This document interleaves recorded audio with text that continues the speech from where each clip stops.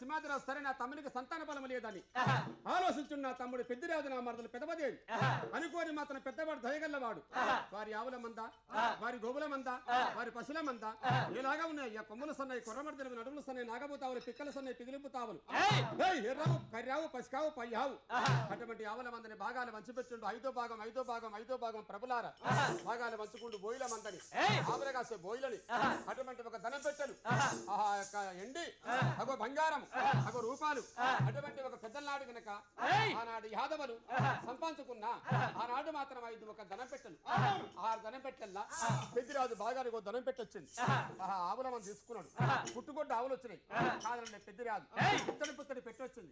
కాదనలే పెద్దిరాజు తీసుకొని బొయిలమ్మడి పెట్టుకొని చెవల చెవలగాని వాసి